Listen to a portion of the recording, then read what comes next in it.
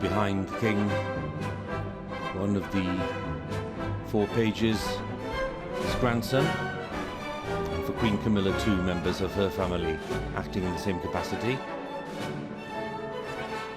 The bishops chosen to assist the Queen during this ceremony, and her 2 companions, Queen's sister and close friend, Lady Lansdowne, flanking Annabel Elliot.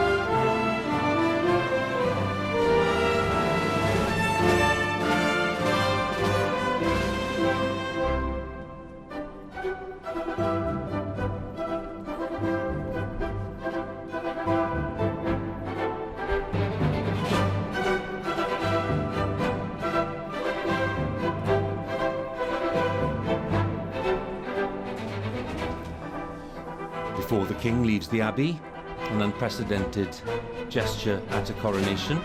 He prepares to meet the leaders and representatives of the faith communities, whose presence here today is valued.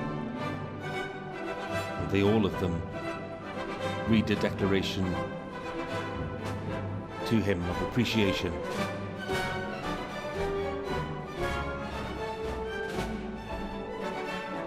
And he thanks them.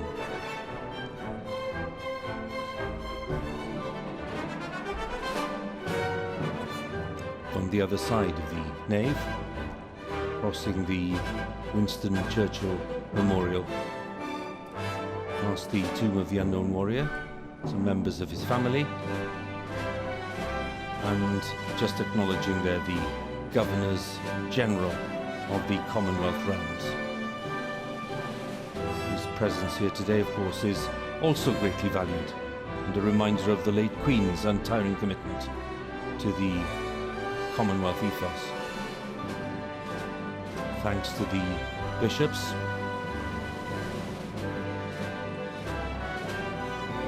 and so King Charles III, the oldest person to be crowned monarch of the United Kingdom, emerges from Westminster Abbey to the sound of the bells and the crowds outside. His whole life has been spent in readiness for this day. And by his own insistence, despite his age, there is much that he still wants to achieve in this reign. So with the Abbey bells sounding the news of his coronation throughout the United Kingdom and beyond, Charles's journey as crowned sovereign is about to begin.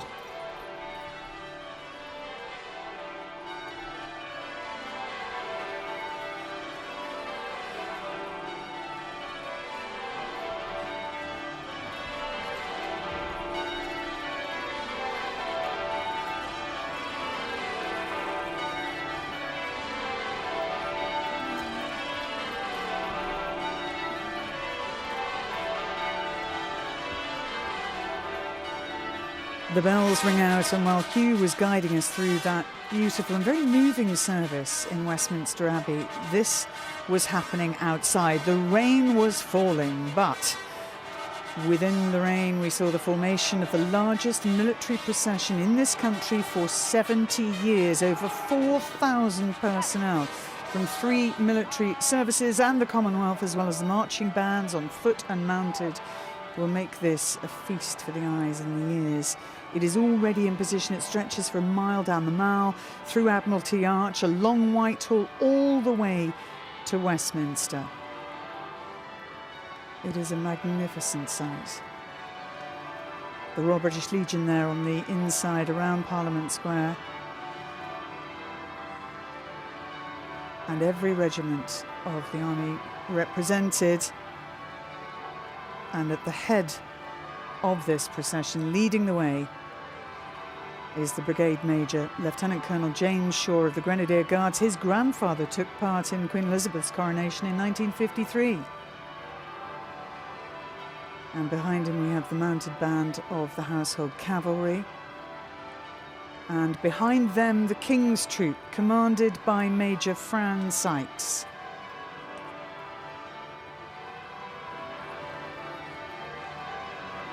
And the band of the Royal Regiment of Scotland leads detachments from the Realm and Commonwealth forces in British Overseas Territories, and they will be flanked by 124 flag bearers. We have the RAF as well, commanded by Group Captain Stephen Harrison. We have the Army Royal Armoured Corps led by their colonels, the Army Corps, which includes the much-loved Gurkhas. We will show you all of this, but interestingly, they will all march off at the same time. And they are waiting for a command from Garrison Sergeant Major Andrew Stokes from the Coldstream Guards. We've mentioned Vern before. He's one of the leading architects of this procession, and indeed both processions. He will give a command that will be passed down right to the front and to every single person marching, and they will move off at the same time, and they will march to the same beat, indeed the same tune. It's the first time that's been attempted. They've been rehearsing for 6 weeks to ensure that all of the bands are synchronised. And towards the back of the procession, and you've caught a glimpse of it already, the Gold State Coach. And you may think this is the sort of thing you'd find in fairy tales. In fact, I rather suspect the fairy tales were inspired by this. It was first seen in public in 1762, when George III rode in it for the state opening of Parliament. It is 260 years old.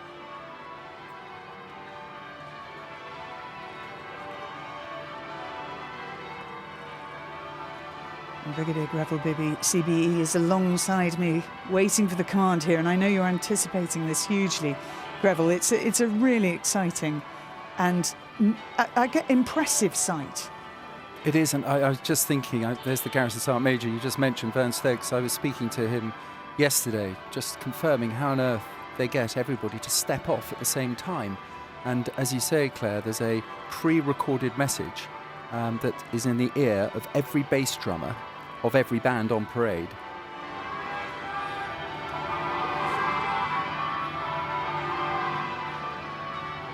There is the command. Now, it will take a few seconds for that to filter down,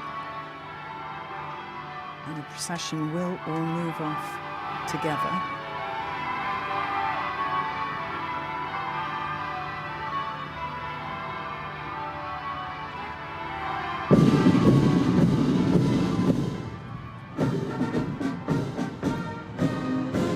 That is remarkable. So the whole parade starts together, and you notice that he paused as it was being counted down in his ear. The same countdown for, as I say, all the bass drummers. That's a remarkable feat. And so begins the Coronation procession, the route back from Westminster Abbey to Buckingham Palace. And this is where the fun begins, because the service, quite rightly, is solemn. It is serious. It was, I think, extremely emotional for those taking part, and I think for most people watching. But this is almost a relief. Everything so far has gone absolutely like clockwork. And that golden coach, although it has poor suspension and may not be the most comfortable ride, it looks immaculate. It is glistening, it is gleaming, and it's made of gilt wood. That's a thin layer of gold leaf over wood. The interior is satin and velvet, and you see on the outside the panels are painted with Roman gods and goddesses. It also ensures that the King and Queen are the driest people on the parade. That is true. Here we see the Commonwealth troops and the flags being carried on the outside as well. And there are 8 groups in total in this coronation procession. The flags being carried by guardsmen from across the household division. And here we have the first of the carriages following the gold state coach, and you can see the Prince and Princess of Wales and their 3 children. Prince George, who played such a good role there as Page of Honour, and Princess Charlotte, who's just celebrated her 8th birthday, and Prince Louis as well, who was 5 last month. Very exciting for them. And the King and Queen, the King wearing his imperial state crown and carrying the sceptre with its cross and the orb, and wearing King George VI's robe of estates, and the Queen with her newly made robe of estates, and the Queen Mary crown. The gold state coach is drawn by 8 Windsor Greys, and among those riding for the first time, Lucinda Perrott, first female rider in the team of riders. And there we can see Prince Louis. He's got a good view, he's got the outside seat. And Princess Charlotte waving enthusiastically. She's wearing a very beautiful Bruce Oldfield dress, and it's very similar in design, almost matching the one that her mother is wearing.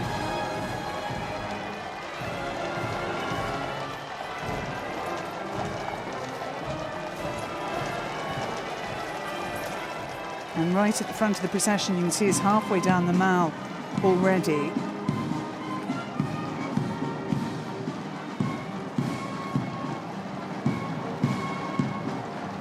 Apollo and Atlas. You see the drum horses at the front there, ridden by Apollo being ridden by Corporal of the Horse Richard Brown, and Atlas ridden by Lance Corporal of the Horse James Ballantyne.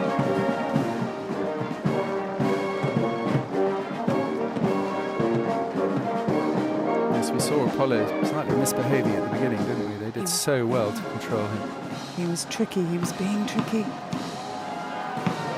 Now, a very quick change and leg up for Her Royal Highness the Princess Royal, because you saw her leaving Westminster Abbey to a side door, and in a matter of minutes she is now mounted, and she is not far behind her brother the King,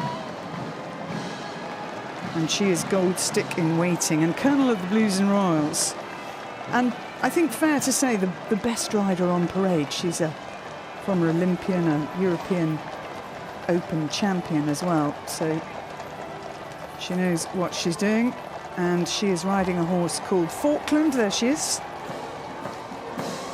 and looking extremely comfortable en route. I think the rain has eased up, you know, just in time.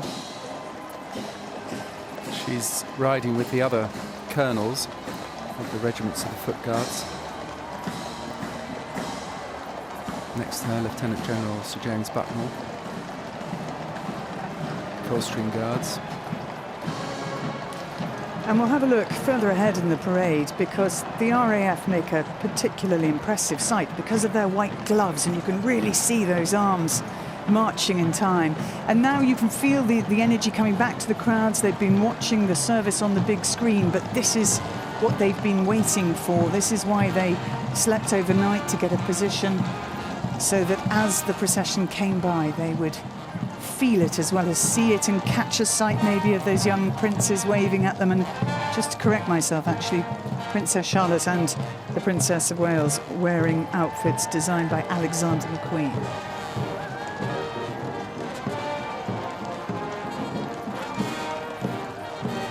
The Blues and Royals with their red plumes and blue tunics, and behind the state coach, the lifeguards with their white plumes and red tunics.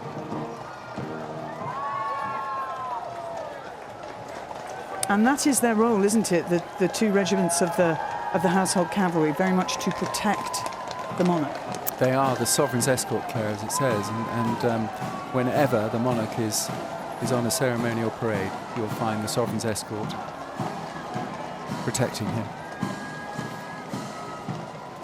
And the Gold State coach also flanked by watermen, yeomen, palace footmen, grooms, all on foot, and 28 representatives from British overseas territories.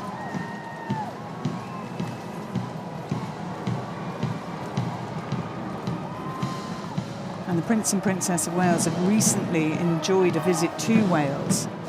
They stayed in a B&B, and they went into the Brecon Beacons with the mountain rescue team to see the sort of work they do. The Royal Navy here making the turn in front of the statue of Charles I, in front of Trafalgar Square and through Admiralty Arch.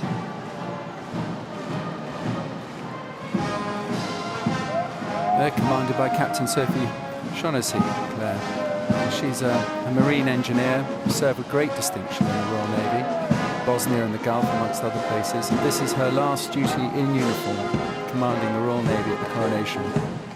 And they're the band of the Royal Marines with their white pith helmets.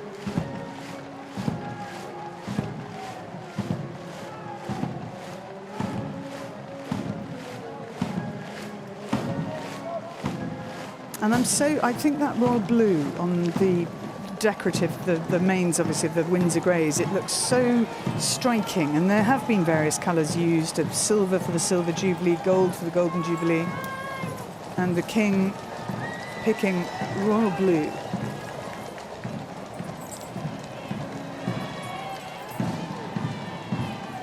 Passing the cenotaph, coming up towards the memorial for the women of World War II.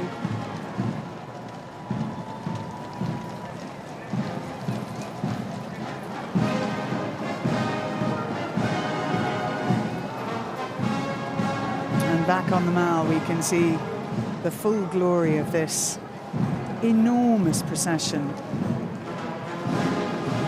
As we've said, the largest for 70 years, Greville. It is, and as you said earlier, it's divided into 8 distinct groups. You've got the brigade major leading from the front, and then you've got the Royal Air Force, closely followed by all the regiments from the Royal Armoured Corps in the Army, and then the senior Army Corps and the infantry following them.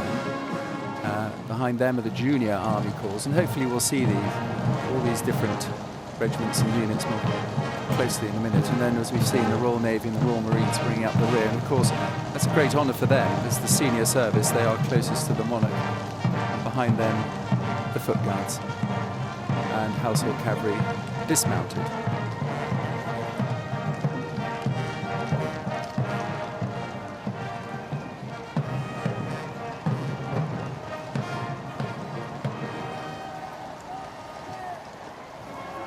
So the Gold State coach making good progress down Whitehall.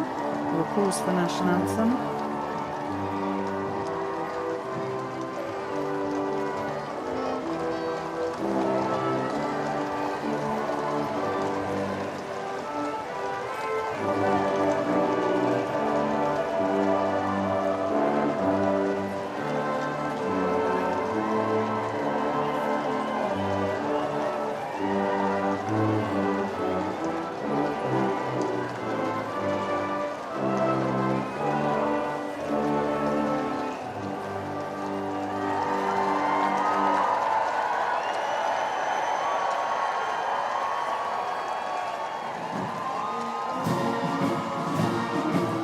All 5 regiments of the Foot Guards now making that turn, and they will have to funnel themselves through those 3 arches. So quite a feat, Greville,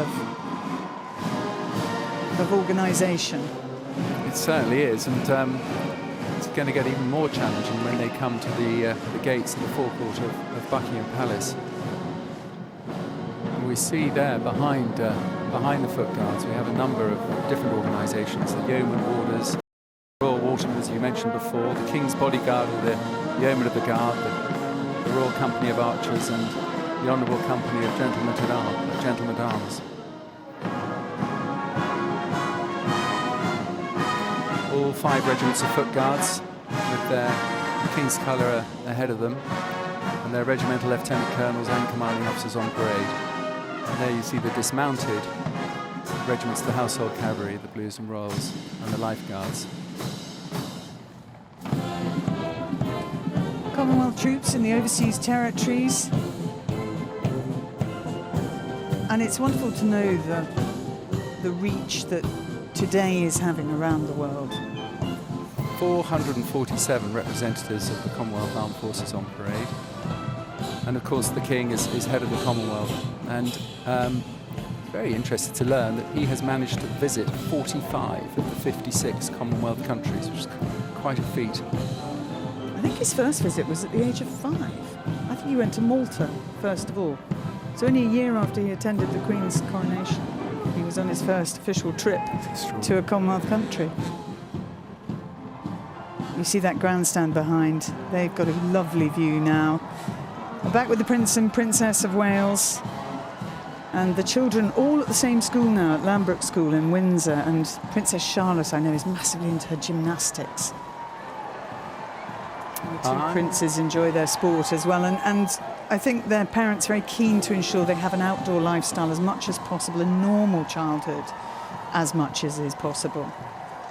Well, and there we find their Royal Highnesses, the Duke and Duchess of Edinburgh, with their children, Lady Louise Mountbatten-Windsor and James, Earl of Wessex. And Louise is 19 now. She's studying English at St Andrews University. And she'll be particularly appreciative of the driving of the carriages. Carriage driving, a great love of hers. And in the final carriage, the Duke and Duchess of Gloucester and Vice Admiral Sir Timothy Lawrence.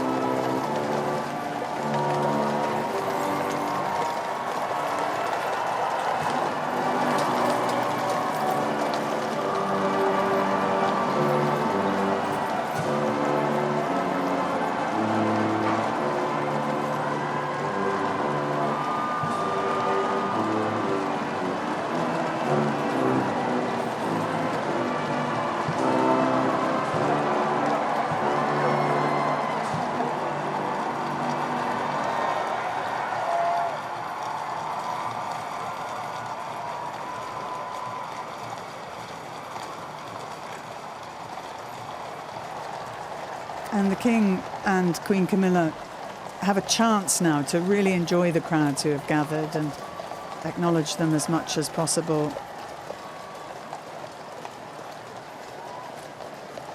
And having got through... the Canadian Mounted Police. Now, the Mounties have a wonderful relationship with the Crown. They have, over the years, gifted many horses to the late Queen, and indeed are giving a horse to the King that he will ride for the King's birthday parade, as it will be, trooping the colour in future years. So the Mounties have a very prime position. They have, And actually, I think all of those horses here have been gifted to the royal family. So they are being ridden here, but they actually now belong to the royal family.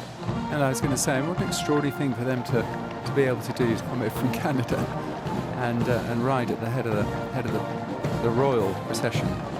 The Royal Air Force have reached the Queen Victoria Memorial, and I mentioned this earlier, all of the marching elements to this will make their way into the gardens of Buckingham Palace, and they will form up there to salute the King. Because they're ahead of the Gold State coach, they haven't had the chance to see him since he's been crowned, but they will in the gardens. Yes.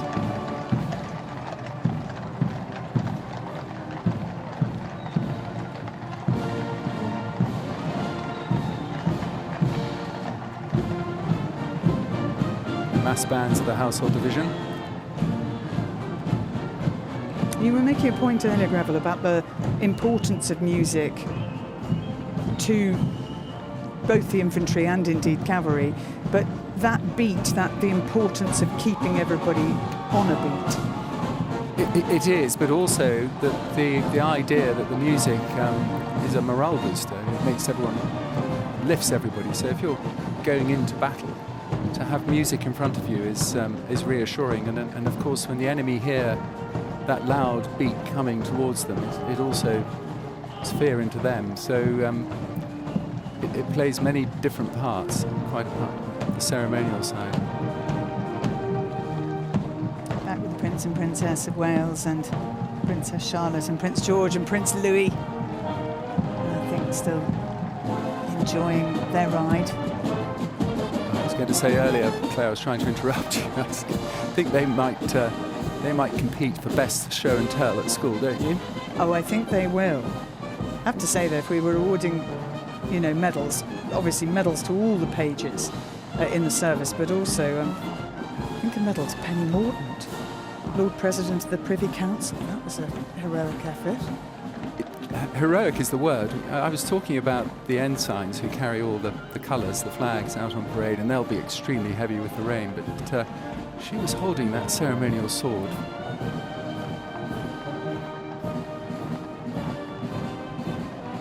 We have the Gurkhas. Much loved Gurkhas from Nepal. And you see there the flags of the Commonwealth nations. St Kitts and Nevis, I think that was on the left there.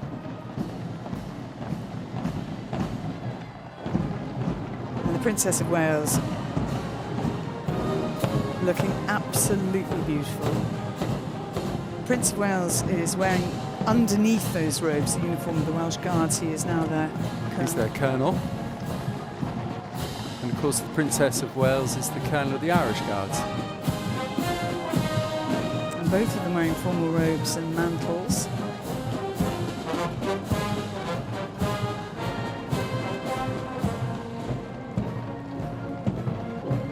Here we have the infantry, the iconic red berries of the paras in the middle. Connected to the king. Connected to the king, indeed. The king was the first heir to the throne to get his parachute wings, jumping out of an aeroplane. I think he did it in total 7 times. He thought, well, if I'm going to be their colonel, I need to be able to jump out of aeroplanes. Age 23 he did that. The Army Air Corps here. And back with the gold state coach. And honestly, I think it is brightening all the time. And certainly that gold looks to be gleaming ever more. We've got representatives of the realms and dependent territories of Great Britain either side. It's a great honour for them.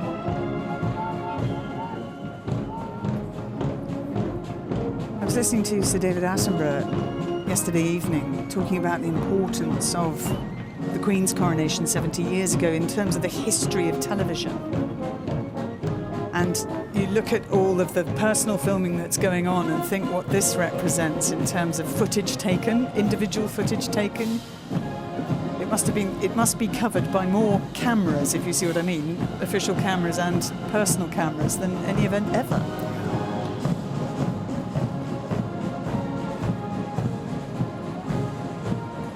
So that grandstand on the left is where we have members of the NHS, care workers as well, veterans, and those representing various charities. Oh, good move there from the Royal Navy. Well, this is the manoeuvre I was talking about earlier. You can see the gate top right where they're all going through. And this is a new military manoeuvre which has been designed specifically for this parade to reduce the frontage of 12 into a frontage of 6. So it's sort of halving itself in width, is that what you mean? And I have to say, the Navy have just executed that absolutely superbly.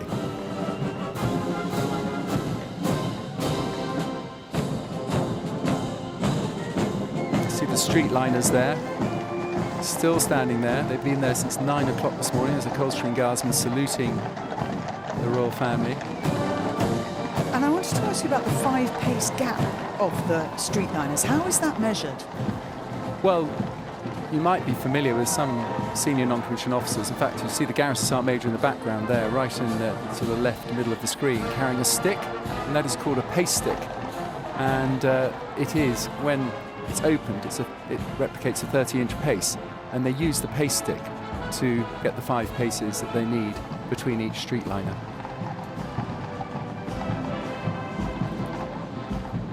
was a pace-sticking World Championships, Clare. Did you know that? I did not. No. Held at Sandhurst every year.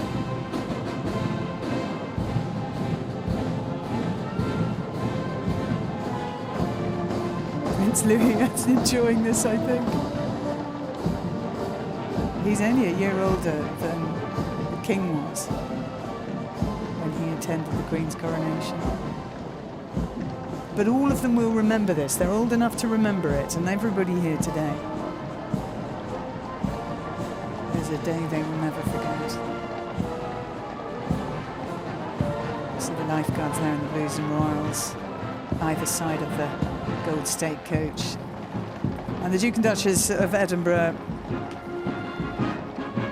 The Duke being patron of many charities, including the National Youth Theatre, the British Paralympic Association, the Sport and Recreation Alliance as well.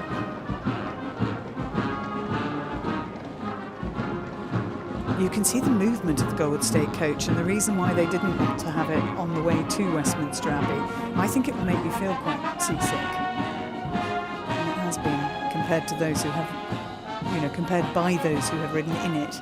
It's like riding on rough seas.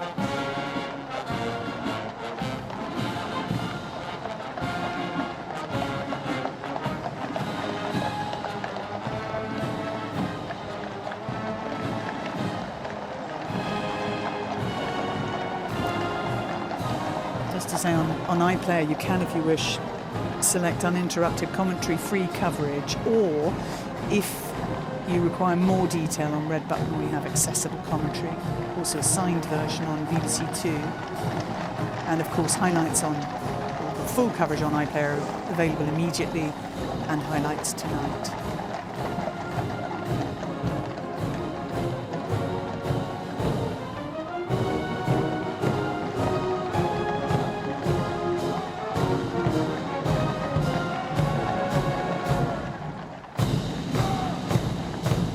You see there the very back of the procession. The front of it already has reached the gardens of Buckingham Palace, and the back of it now into its last section down the Mall, and colours being lowered as the state coach goes by. Yes, the soldiers will use their rifles to salute, and then the young officers carrying the colours will lower the colours. I was talking about how tricky that becomes when they are wet. I mean, it's difficult enough normally, but when they're wet, they'll be 3 times the weight. King Charles III is the Commander-in-Chief of the UK Armed Forces, and that's a role he inherited on the death of Queen Elizabeth in September last year. And he holds the highest rank in all 3 services, so Field Marshal, Admiral of the Fleet, and Marshal of the Royal Air Force. Yes, and of course, Captain General of the Royal Marines.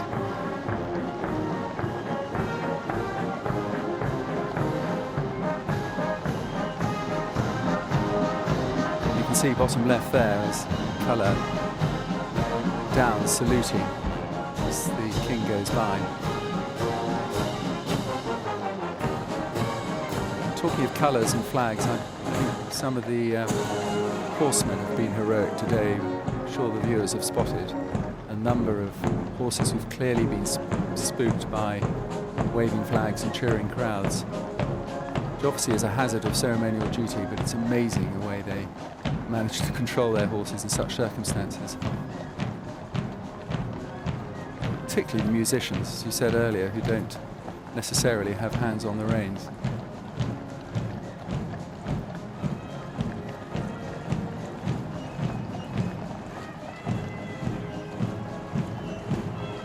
And talking of horsemanship, you see that Her Royal Highness the Princess Royal there, back right of the Gold State coach, so relaxed in the saddle. And yes, it's not easy, right? The point is, A, it's not easy riding, but B, riding in uniform, riding in boots that have no give, that are stiff, that makes it a little bit harder. Well, they've also got spurs on as well, Clare, which are really quite sharp. And should they inadvertently allow a spur to wander into the side of a horse, it will take off. Not ideal.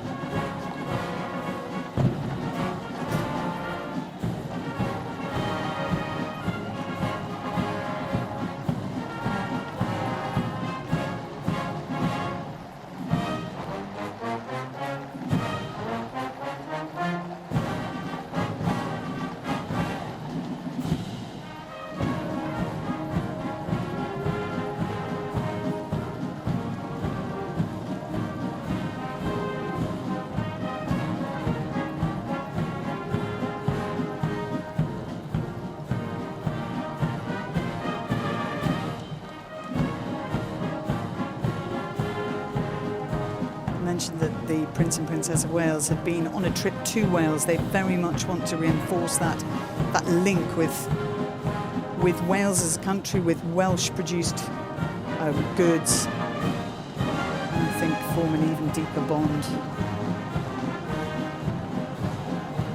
There's the Guard of Honour again, Claire. You can see the standard of the Coldstream Guards. Only ever carried in the presence of the monarch. One of two colours.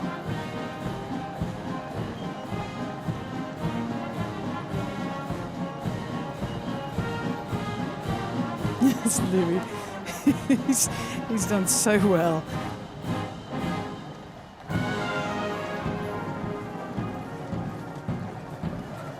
See the Sophie's escort now pulled off to the left. I don't think they'll be going into the gardens, Claire. I'm sure the gardeners of Buckingham Palace would like would be it, very no. happy if those horses appeared on their lawn. No, they will be taken back to the Mews. And as the Gold State coach disappears, we have one last look at Prince Louis there, and the Prince and Princess of Wales, and Prince George and Princess Charlotte. We will next see all of those who were involved marching on procession. We'll see them formed up in the gardens behind the palace, in their chance to personally salute the King and Queen.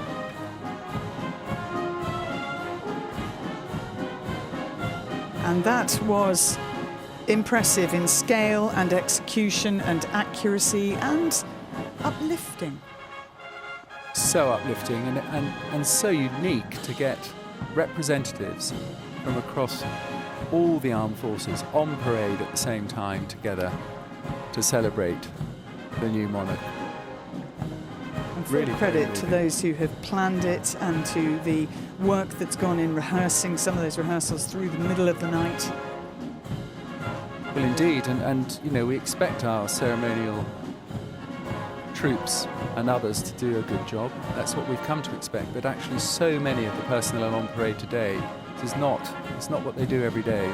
They've come off their ships, they've come from their air bases and their regimental barracks all over the country and indeed the world to perform today. And we can see the colours of all those regiments represented, colours and standards there around the Queen Victoria Memorial. A wonderful, glorious sight. Hugely enjoyed, I think, by those present here, but also by those watching. And one last duty for those military personnel to perform. Now, Clare, thank you. Well, to share their thoughts on this extraordinary day, our historian and broadcaster, David Olashoga, and Daily Mail writer, Robert Hardman. I think little Prince Louis is the only one who needs a little bit of CBeebies. The rest of us couldn't get enough of that. What a spectacle. Robert Hardman, what's your initial reaction to everything we've seen? Well, I mean, to have seen that sort of medieval sight of a sort of a king in his shirt kneeling before the altar. Yes. Zadok sort of builds to its crescendo, and then the crowning moment, you know, I mean, just sort of timeless, I mean, properly timeless, and yet this sort of fabulous parade that's come through the streets here, the biggest parade since 1953. So we've got a lot, you know, so much tradition there, but at the same time, so many modernising touches. I mean, there were so many elements of that coronation. I mean, seeing the number of women processing in key roles, you know, Penny Mordaunt, one of the great officers of state, there right at the front, female bishops. You know, it's a very 21st century coronation that hasn't really changed much since the Old Testament. Can I put it like that? You can, and that's put very well. David, let's go then to inside the Abbey. As you were watching that, what thoughts were going through your head? Well, as Robert said, I mean, this is an ancient and medieval tradition to see things that almost nobody has seen. I mean, to have adult memories of the last coronation, you have to be in your 90s. There's around 600,000 people in their 90s in the UK at the moment. That's less than 1% of us. Most of us, more than 99%, have never witnessed that. So a tradition that has lain dormant, as it were, for 70 years can suddenly be revived and can be seen in all of its complexity, all of those layers of history interacting. It's quite remarkable. Robert Hardman, looking at the face of the King, there was a moment when both you and I sort of looked at each other, and it was the moment when the Prince of Wales pledged his allegiance and his oath to his father and kissed him on the cheek. And that was the moment that I felt that our king looked most pregnant with emotion. I think it was incredibly touching for him, and it was a reminder of that moment in the Queen's coronation in 1953. All the solemnity, suddenly this sort of the serenity just sort of cracks momentarily when Prince Philip gave her a kiss on the cheek, and it's that moment where the sort of family breaks through all this tradition. I think it's a very sort of reassuring moment, and he was clearly, I think, you know, that to him it was a very poignant scene. And Queen Camilla. I didn't quite have time to ask you before the service about Queen Consort versus Queen Camilla. And of course it's correct, I understand, to use either and both. But now seems the time when both the palace and maybe the nation feels comfortable with the words Queen Camilla. I think that's one of the changes we will see as from today. I mean, up until now, Queen Consort was the official term everybody used for very understandable reasons, because in those early days people didn't want to confuse the Queen, Queen Camilla, with the late Queen, in the same way that in 1952 the Queen Elizabeth became the Queen Mother to distinguish her from Queen Elizabeth II. So, but what we saw today, it's fascinating. Go through that order of service, you won't find the word consort in there at all. It's Queen Camilla from beginning to end, and I think that's probably what we're going to see from now on. Inside the palace there, they sometimes refer to TQC, the Queen Consort. They can just do TQC, the Queen Camilla. They don't need to change it, but I don't think we'll hear consort so much anymore. Yes, the Vivat Camilla bit was interesting. That was the moment, really, that it seemed she's to in seal the Latin. deal. It's there. It's in the order of service. David Olusoga, the parade itself, I mean, that contrast, as Robert Hardman was saying, you know, there was a solemnity, understandably, entirely appropriately within the Abbey, and then the drums, you know, they beat, and we suddenly all sort of raised ourselves up for that, even through the raindrops. Very, very colourful and vibrant, and it continues, this wonderful parade. Well, if the ceremony took us back to the 11th century, Westminster Abbey becoming the site of the coronations, this is the 18th, 19th century. It's very different to 1953. The scale of Britain's military power is much, much reduced, and in some ways that's a very good thing. But I think the fact that all of this colour, all of this other set of traditions can be marshalled so quickly, so effectively, I think again is fascinating. And what about then this royal salute, Robert Hardman? We're about to see there's something, I mean, again, that none of us have seen. It's one of those days in the back garden of Buckingham Palace. What is it about, and what should we look out for? Well, it's in a way, it's recognising the effort that all the armed forces have put in. I mean, they've been rehearsing this sometimes through the middle of the night. They've obviously been standing in the pouring rain. They're incredibly proud to come here and salute their Commander-in-Chief. But if you're on parade, the one thing you almost never see is the Commander-in-Chief, because you have to march in front of him. Except for the streetliners, most people can't see him. So it was an idea of the Earl Marshal, the Duke of Norfolk, who put all this together, and the King, that everyone who takes part in this procession should be given the opportunity to actually salute their Commander-in-Chief at the end. So the idea is march them all through to the garden. I'm sorry for the gardener, I have to say. Yes, but it's a bad day for the gardeners. But he's got a garden party next Tuesday as well. So it only gets worse, yes. He's got a lot of feet on his lawn. But they're going to march through, or most of them are. Clearly, I think, as Clare mentioned, the horses are staying. They've got a different route. I think that would have been too much for the gardener. And they will line up, they will form up on the palace lawn, very large lawn, largest lawn in London, and they will face their king. And when he is processed through the palace now, he's obviously now, as we speak, getting out of the Gold State coach and heaving mostly a sigh of relief, although there are a few bits to come, and he's walking through from the east side, which we're here on the east front. He's going through to the west front, out onto the terrace there, and there he will take the salute of his troops, and I think he'll be very grateful to them, and they'll be very pleased to see him. And let's join Clare again. I think she's ready to tell us the scene that is being set in the garden of Buckingham Palace. Clare.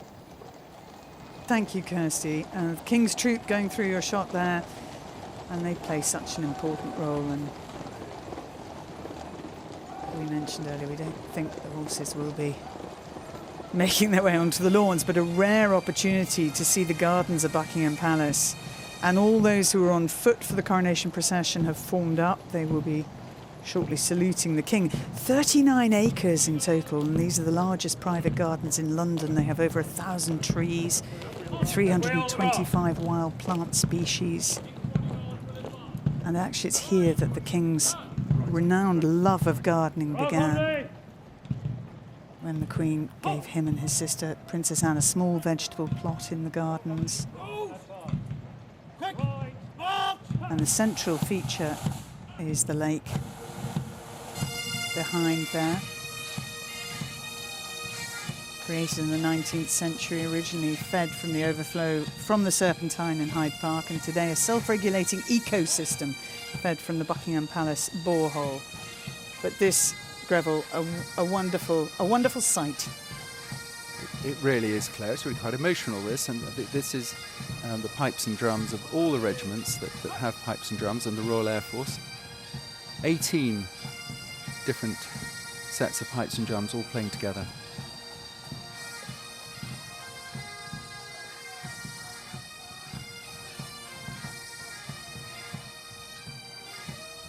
Well, what an astonishing and special sight that is. The military on display, all of the armed forces there, putting on quite a remarkable show for the King, the Queen and the rest of us. Hopefully it's not over though. We should have a flypast still to come as well. And whilst that wonderful military procession was in full flow, Sophie, Raworth caught Bishop Gully and Bishop Rose Hudson Wilkin as they left the Abbey after the coronation service. So much history in that abbey today, but I'm here with two women who were not only very much at the heart of the history, but were making it themselves. Bishop Rose and Bishop Gully, you both were the first two of three female bishops who've ever taken part in a coronation. What was that moment like for you? Well, inevitably a huge honour and a privilege. There was so much innovation in that service, as well as, of course, all the historic elements. But for us, very, very special to be amongst the first three female bishops. There have only been women bishops since 2016, so it's the first time it's been possible, and obviously a real joy for us. And what about for you? Excited, surprised, and honoured, deeply honoured to have been part of this historic moment, once in a lifetime. Moment. And the moment when the screens went around the King and you were so close to it all, what was that like?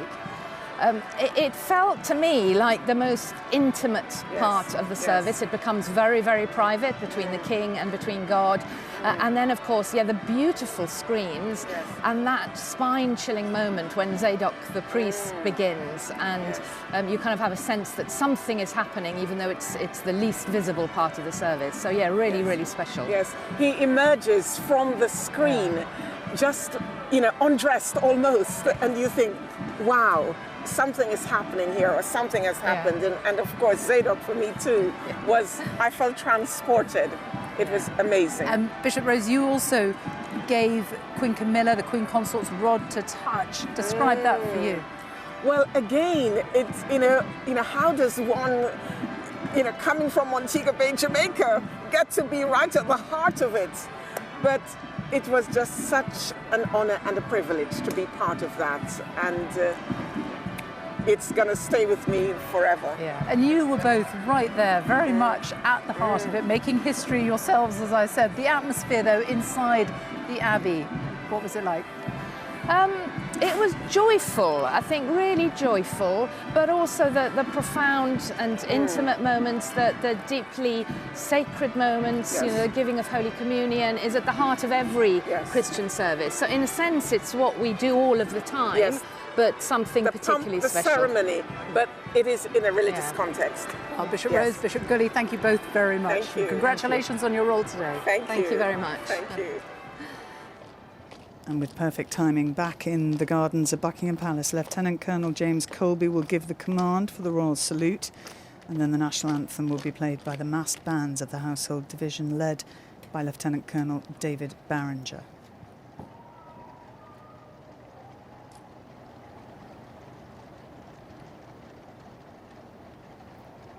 Hooray! Oh! Oh!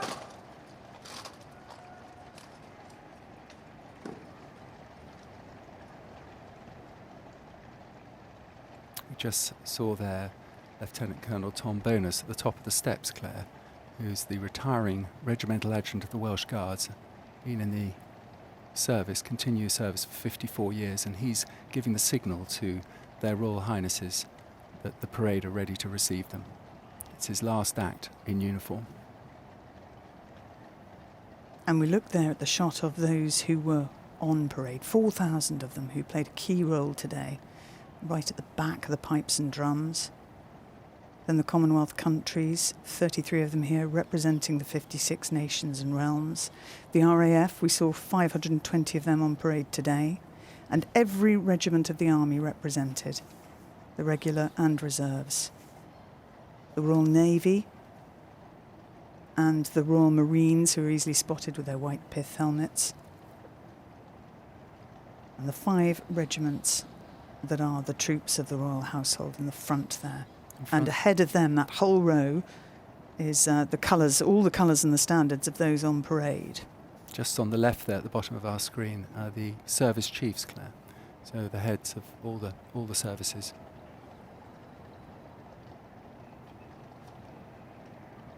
And right towards the back, and we might catch a sight of him later, is the mascot of the Irish Guards, who is Seamus, the Irish wolfhound.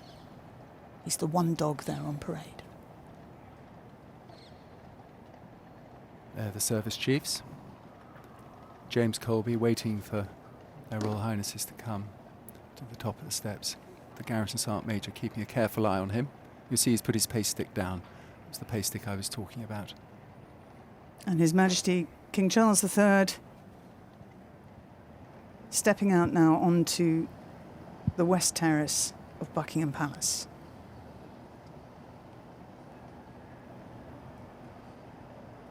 Queen Camilla following him.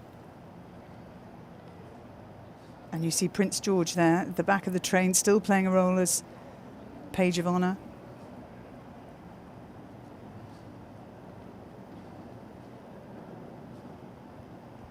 His Majesty's Armed Forces! Royal Salute! Present! Arms!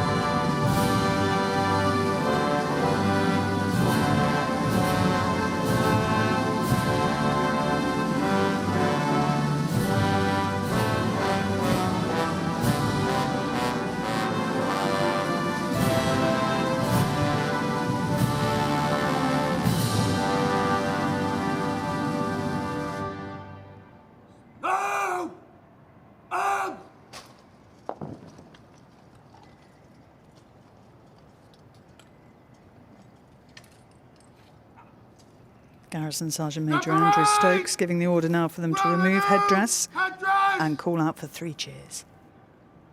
Remove! Headdress! Charlie! 3 cheers for His Majesty the King and Her Majesty the Queen! Hip hip! Hip hip! Hip hip! The parade will replace headdress! Replace! Headdress! Charlie! Rose! Quick! March!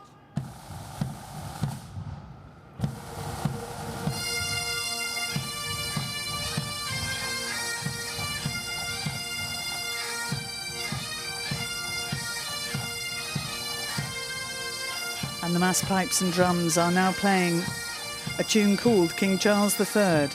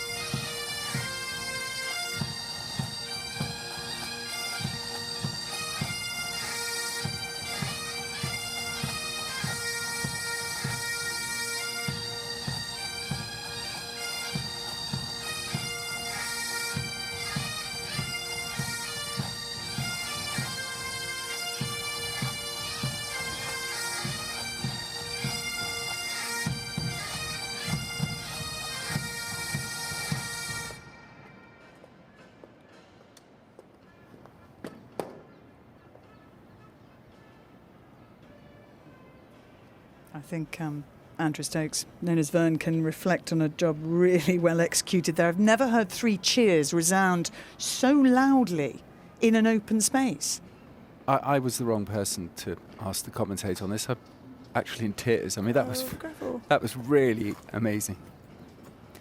And you saw the Yeoman of the Guard saluting the King as he went back into Buckingham Palace, and we will see the King and Queen shortly alongside working members of the royal family on the balcony, and we still have a tri-service military fly past with 68 aircraft filling the skies above. But as far as the ground is concerned, the job that these 4,000 have done and the role they have played is almost complete.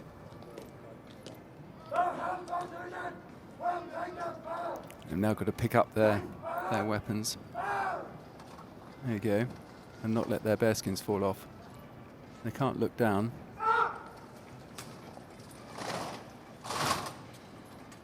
Well done.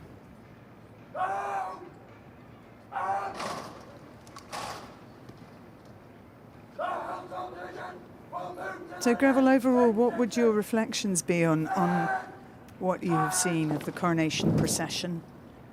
Well, we've talked about the scale of the parade, because it is big. It's the biggest thing I've seen in my time, and I was serving, as you said earlier, for 34 years.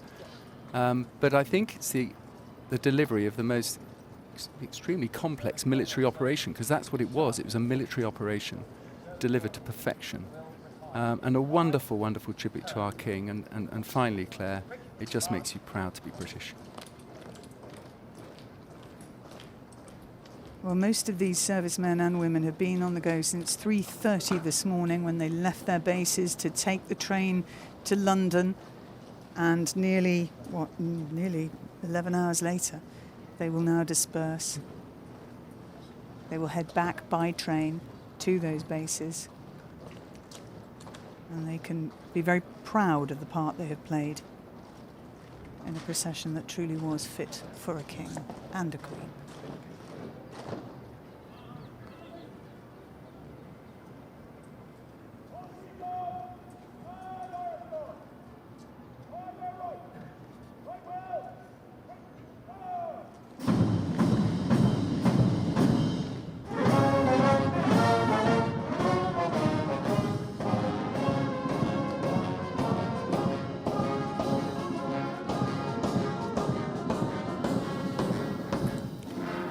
Robert and David are still with me. We could hear those 3 cheers from inside our studio, which is on the other side of the palace wall. It was quite a roar. And I noticed, Robert Hartman, that there was a sigh from the King, a sigh of pleasure, a sigh of admiration, maybe a mixture of both. I think you're absolutely right, Kirsty. I saw it was a very fond reflection. I think, a very proud Commander-in-Chief. Just thinking, we've got here. This is he's been following all these rehearsals for weeks now, and all the preparations for what is a first. I mean, this has not happened at a coronation before. The garden hasn't been used as a parade ground like that before. Maybe this is the shape of things to come. Who knows? It's a new reign, but he loved it. I mean, he absolutely loved that. Important to remember too that King Charles trained as a military jet pilot. He studied at the Royal Naval College at Dartmouth. He's trained to fly military helicopters, David Olusoga. So this is, for him, it is not just a ceremonial role. He has worked with these people, he respects these people, he understands these people. I think it shows the deep connections between the monarchy and the armed forces. Just at the ceremony, I think, reminded us of the deep historic connections between the royal family and the church. Now, I'm sure there is relief. Now the ceremony is over, now that the day has been done, there's lots of questions and lots of analysis about what does this tell us about Britain, what does it tell us about the place of the monarchy in Britain, about the differences between modern Britain and many of these institutions, religious and military. And also he had all his regiments of the army were there. Every part of of the armed forces was there in front of him. He probably won't see anything quite like that for many years, if indeed again. I think as a monarch, as a commander-in-chief, that's such a strong thing. And he has, as we were hearing earlier, I mean, he's played such a part. I mean, he was at university, he first learnt to fly in a chipmunk he wanted to have a Welsh instructor as about to be Prince of Wales. They couldn't find one who was available. They got a Kiwi in called Philip Pinney, taught him to fly in a chipmunk. He got his wings, then he went into the Navy. As we heard earlier, he's done his parachute jump with the Paras.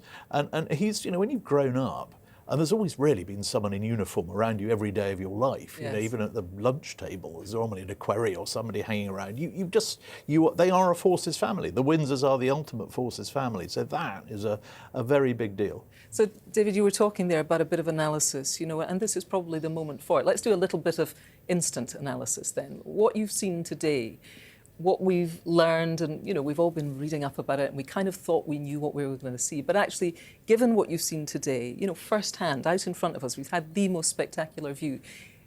Does it feel like the page has been turned? Does it feel fresh to you? Does it feel like a different moment? I think there's an argument that it almost accentuates and makes us more aware of how ancient, how in some ways unlike the country these traditions are. We are a very unceremonious people. I think if you compare us to countries like Spain with a calendar of Catholic events during the year, or somewhere like Japan, we have very few ceremonies, and yet we have this ancient ceremony gone on for at least 1,000 years in the same building. That gulf between us as a rather unceremonious and rather unreligious people and this highly religious ancient ceremony, I think that does show there's, if not a tension, a contradiction there.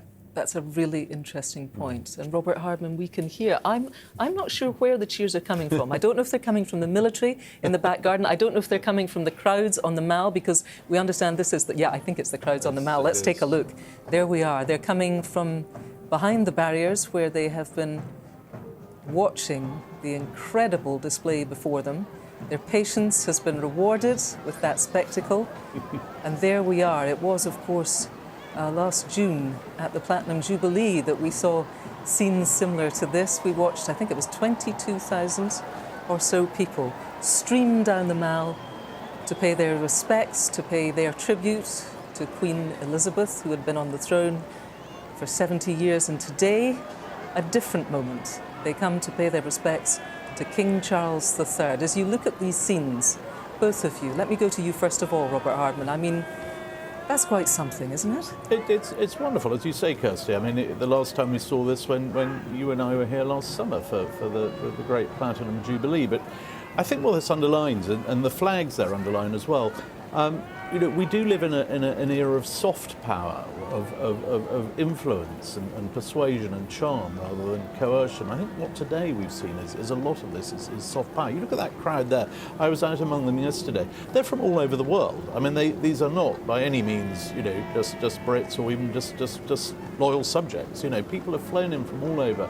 This is being watched all over the world, and the fact that you can get a crowd like this with just a handful of policemen in ordinary helmets marshalling this crowd. I mean, there's not a lot of high vis in there. It's all very good-natured, and it goes, I think, to the fact that it reminds me actually of the Golden Jubilee, which was produced amazing scenes just like this actually, which were used by the British Olympic bid to show the world when we were trying to persuade the world to give us the London Olympics. Look at the sort of party we put on here, and it was scenes just like this. And these are, they come round every now and then, and out of nowhere come these fabulous crowds. And any minute now we'll see what it means to both parties. Yes, David. There is, I think, 6,000.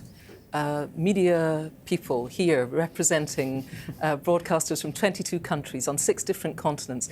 This is a version of Britain, and I appreciate entirely what you're saying. This is not something we do often, but it is something that is watched by people around the world, and people appear still to be pretty interested in it. Is that fair? I think a spectacle like this, I think a ceremony of this lineage is absolutely fascinating to people all around the world. You can see that by the scale of media interest. I think I get worried when people say that this is somehow enhances Britain's position in the world. I think people are interested. I'm not quite sure it does perform the soft power purpose that many people suggest. But it's certainly something which people are fascinated about and associate with Britain. Okay, for now, both of you, thank you so much. It's been so interesting to talk to you. I think Anita Rani is still on the mall. She is amongst those crowds. Anita. Thanks, Kirsty. I am still on the mall, and I'm with Emma May Miller, who is a young ambassador for the Prince's Trust. Emma May first met the King when he presented you with the Young Changemaker Awards. Yeah. High five on that. How was that experience?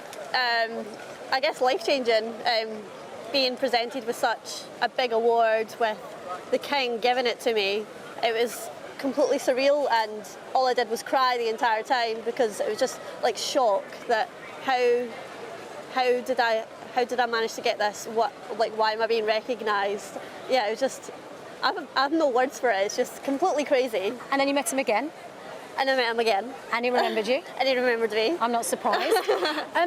But your involvement with the Prince's Trust started because you were supported by it, weren't you? Tell me about that experience. So in January of 2020, I started receiving support from my Youth Development Lead Ewan. It was identified that I was in a really bad place, so I did one of their programmes called Explore, which is all about finding confidence, learning to be yourself, building self-resilience. So I really. Because you were a young carer, weren't you? And so, you suffered with quite severe anxiety. Yeah, so growing up being a young carer and also struggling with social anxiety disorder, I was at a point where I wasn't leaving my room. I wasn't able to have friends, I didn't have any hobbies, I had no life, and I was stuck in my room 24/7. And how did being supported by the Prince's Trust change that for you? It gave me the realisation that I can do anything. I just need to push myself out of my comfort zone a little, and push myself to just be me, really. Just let my personality show. And how are you now? I do lots of different events. I'm a young ambassador for Prince's Trust, so I get to attend so many events and meet lots of different people, and getting to enjoy my life. And from someone who couldn't leave their room to now being on national telly. On national telly. Being so confident and so brilliant. Emma May, it's been a pleasure talking to you. Thank you. Thank you. Well, I'm delighted now to be joined by Anton de Berg and a very well-known face from Dragon's Den, Deborah Meaden, is also here. So nice of you to take the time to join us. What do you make of all that? Deborah, what a spectacle. What a spectacle. And you know what? I was a bit worried this morning because it was raining, but it hasn't made any difference. It's kind of made it even more British. We're very good at weather, aren't we? I think that's true. And of course, the last coronation, I'm choosing to look upon this positively because the last coronation 70 years ago, it was unseasonably cold and wet. Mm-hmm. And we had this very historic and wonderful rain. So, Anton, I'm taking this as a good omen. I think you're right to do so. It turned out rather well in 1953, and I think it's been a wonderful spectacle, a wonderful day. The moment I was watching it on TV, I was in the car on the way up, and I was watching on the phone, and the moment where he said, "God save the King," out loud. I had a moment. Did you? I was just on my own, and I literally welled up. But it was out of the blue like this. Whoa! And it's incredible, and it's interesting to still feel this way about it. I find that sort of fascinating. That we were talking about it being an ancient tradition, etc., and all this, but still it resonates so strongly, certainly with me. And the pomp and the ceremony and all the armed forces are out, and everybody's there, and everybody. The three cheers you spoke about earlier, but I find it just really, really emotional, and I love it. Deborah, it's a really interesting thing because, of course, quite legitimately, it won't resonate with everybody. There'll be some people for whom it's a complete turn-off, but the people that it does mean something to, it does get you right there. It does, but I think even if you're not particularly strongly royalist, the community, the coming together of all these people in the pouring rain, the camping out the 2 nights before, there's something lovely about a nation coming together. And, what a joyous moment to celebrate, as I say, whether you're a strong royalist or you're not a strong royalist. Also maybe at a time when we have less and less community, because people are in their silos, they're listening to their music, they're watching their television programmes, everything is sort of fed to us. In a sense, the community where we can all come together and agree on something feels rare. pretty good. Yeah. On Monday, one of the things that I wanted to talk to you about was the big help out, because this is part of the push of this coronation weekend. We've got a bank holiday on Monday, The king is interested in people not just sitting on their backsides and eating coronation chicken and coronation quiche. He wants them to go out and volunteer. And as a legacy piece, not just on Monday, you know, sort of forever. So this is the Kickstarter for it. Absolutely, it's called the Big Help Out, and we have so far about 1,200 businesses already signed up. Huge organisations through to tiny organisations. We're expecting 6 million people to volunteer in something. And there's a platform that you can go onto and say, that's what I really want to do in my local area. And you've got charities are on the platform. They can say, these are the type of projects that you can support. So it's really about getting people involved, because volunteering is very good. It doesn't just do fantastic good. It's good for the soul. It's good for the mental health. It kind of gets you involved in things. Do you think there are a proportion of people who might want to help, but they don't know where to begin? Because they don't know if they get it right. They don't know how many hours they'd have to give up. They don't know if they'd really enjoy it. And then if they gave it up, would they feel terrible because then it's a failure? You know, there are little bits of resistance in all of us. I think you're absolutely right. But also I think that's why business has had to get involved, because businesses need to be able to say, yes, you can take time off. You know, and not only that... Will businesses say that? Well, my businesses are, yes. Okay. And they are, clearly, because there's 1,200 businesses that signed up to do it. And also showing people, you know, go onto this platform and you can choose what you want to get involved in, because the things that you love might not be the things that I love, you know, get me fired up. So I think it's a wonderful way of saying, on this platform, you're going to find something you really care about, you know. And once I think you start volunteering and getting involved and you feel that difference that you're making, you know, I think that's really important to all of us, isn't it? Well, a little bit means so much. That's the thing. You don't have to feel that you're going to have to commit swathes of time to this. You can just do a bit, but it means so much. By doing a bit, you give so much. And I think that's the most important thing. And often with these things, just getting started, and then you'll end up building on it yourself anyway. And when you are, as my granny would have said, such a well-kent face, when you are on such a big show, you will get asked very, very often to help out with... She was a lovely granny. To help out with this and that, and can you lend your time? You know, the request, well, to both of you, of course, the requests must come in all the time. How do you choose what to get involved with? Well, it's... I'm happy to do anything, really. I'm sort of like that. And it's always a time thing. If I can do it, I'm happy to do it. And that's always been my attitude about the whole thing, really. Because, you know, I know a lot of people are very specific about various charities or one thing that they're going to be involved in, which is great. But I think, again, as I said before, I just try and do what I can. If a little bit of if I do something and it helps, then that's... You know, that means everything. Well, you know how many million people are watching this. All the charities. I've absolutely no time at the moment. But that's the key, really. I like to... If you can, you As my granny used to say, I like to spread myself out. Right, the grannies are getting a good old shout-out today, aren't they? Why shouldn't they? Wise work. Let's talk a little bit about partnerships, because you're a man who knows a lot about partnerships. You know, dance partnerships, why partnerships work, the chemistry. One of the things that we notice about the King and Queen is they do a lot of things together. Yes. The chemistry is interesting there. What do you think? It's a lovely relationship to watch. They are... King, Queen, they are husband, wife, they are best friends, and they are soulmates. And they're interested in each other and what each other are interested in. And it's just, I think they're a wonderful couple. I find them quite romantic, really, a little bit throwback, I know. Maybe that's just me, maybe that's the way I feel today. But I think it's a lovely couple. I think can you say that about the King and the Queen? They're a lovely couple. I think you can. I think they are. And if ever two people were made for each other, it's those two. Well, Deborah Meaden and Anton de Burgh, thanks for telling us about the Big Help Out on Monday, and it's lovely for you both to give up some of your time on this wonderful Coronation Day. Real pleasure to see you. Amazing thing to be here. Thanks for asking. We can take a little look at the crowds moving down the Mall. As we saw, there are certainly plenty of them, and there they come, coming from, well, we would imagine not just from the sides of the Mall, where they have been watching the parade, watching the royal carriages go by, but also from the big parks in London, in St James's Park, and also at Hyde Park, where there have been huge screens displaying all of the day's proceedings, from that extraordinary solemn service that we saw in the Abbey to well, the unbridled joy. And you, sir, look very good in that suit. Wherever you got it from, it was money well spent. And there we are, King and Queen, not the only ones with crowns today.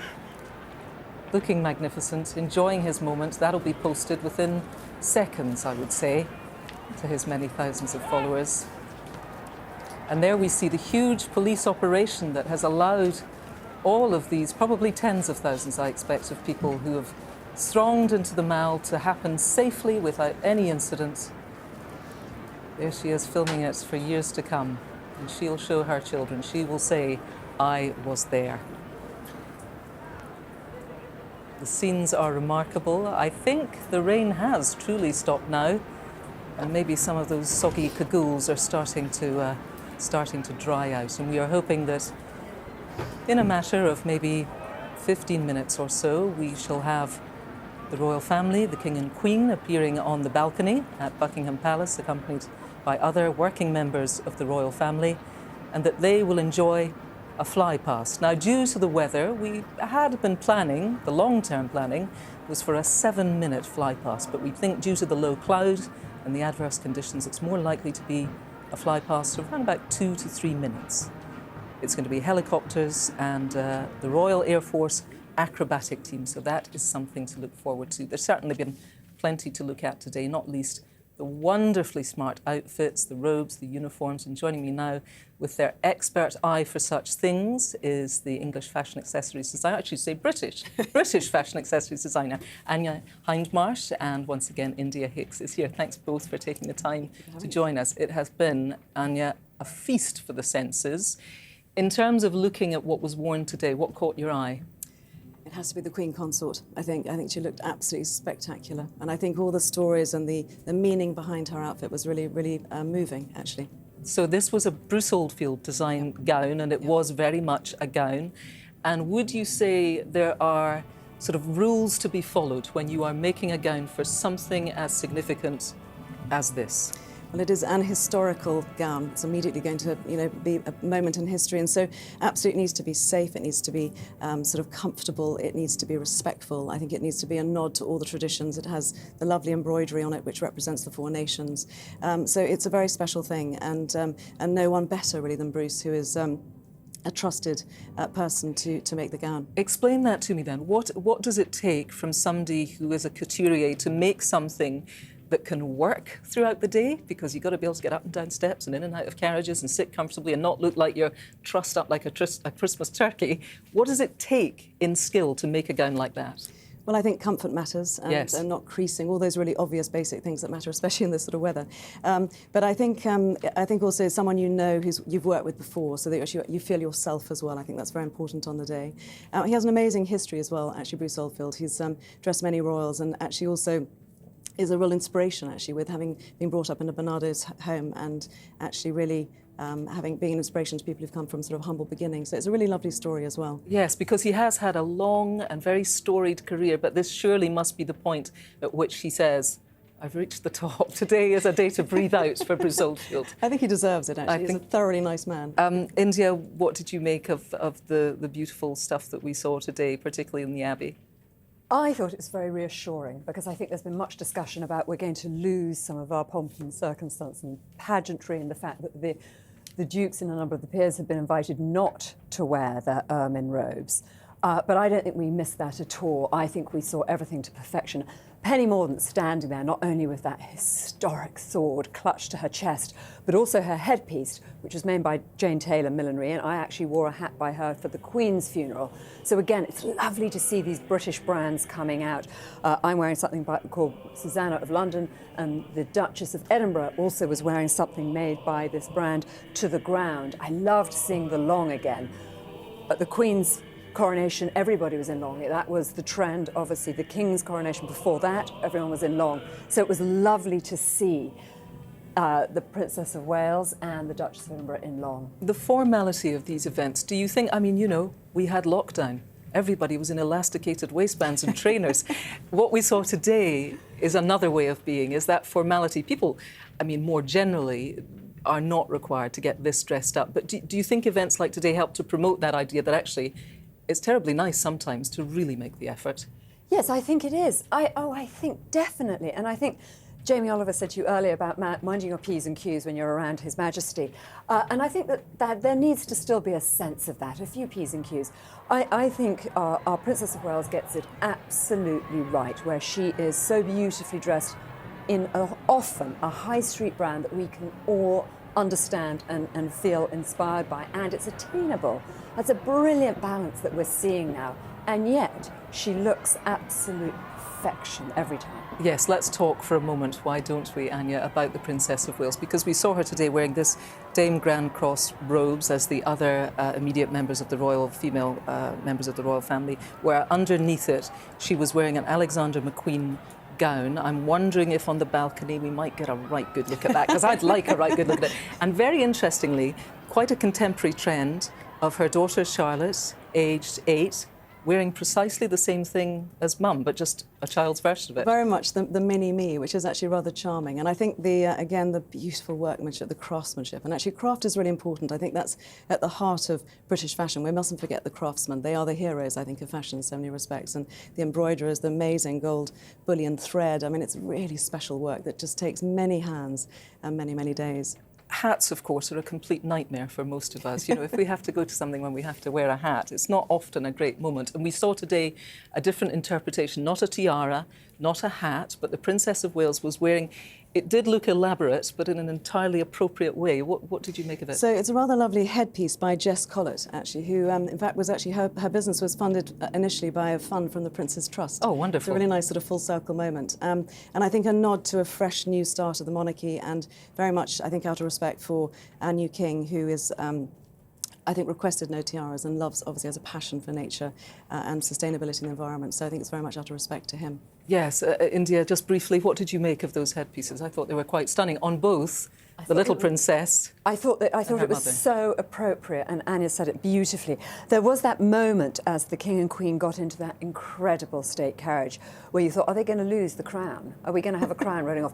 But they did it brilliantly, and there must have been quite a lot of practice on that. Talking about creasing, you know, my own experience of coming down the Mall was Princess Diana's wedding train, which when was you were a 25 bridesmaid, feet of long. course, yeah. And of course, you can practice so much, and they had practiced with the 25 feet, and we'd done that in the Abbey. But once she got into that coach, nobody anticipated how much material there was going to be. She had her quite large father, and so when she got out the other end, it was a nightmare. As Anya has pointed out, you've got to anticipate the creases. You're both very strict and I like it. So many rules, so many things to think about. Thank you so much for your expert analysis. That was really interesting.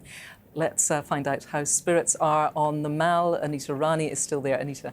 I am still here, Kirsty. I think you said that the rain had stopped about 5 minutes ago. I can confirm that it's still very much raining here down on the Mall. The crowds are trickling down now. Can you imagine how packed it is at the front? I'm joined by Jan Hugo. Jan is a royal memorabilia collector and possibly one of the biggest royal fans on the planet, because Jan, you have travelled all the way from Australia. We did. To be here. We did. How's your day been? Has it been worth the travel? It was a 30-hour trip, so I had to sort of weigh it up, but yeah, I think the King's won. Yes. I mean, what was it like being here? Oh, amazing. Like, the atmosphere is just out of this world. I don't even know how to describe it. It's the best thing I've ever done in my life. And you will have it forever now. I know. It's a once-in-a-lifetime experience. Tell me about your memorabilia collection. How many pieces have you got? Oh, more than 10,000 now. I gave up counting. I don't know. Where'd you keep it all? All through the house. We live in a museum. How do your kids feel about that? Oh, they just think I should be locked up somewhere. It's not normal. So tell me about some of your main pieces. What are your favourites that you've got? Oh, there's some beautiful Queen Elizabeth pieces, things I'll treasure now that she's no longer here. Lots of music boxes from Diana, lovely pieces from her. Really old pieces, Queen Victoria, things way back to George III. So I can't pick a favourite, there's too many. And how much shopping have you done since you got here? Okay, I bought an empty suitcase with me. Of course you did. So that is full. I've sent 3 boxes home. 3 boxes? 3 boxes shipped back home already? Yep. And the palace sent a big box as well. How much money have you spent? Too much.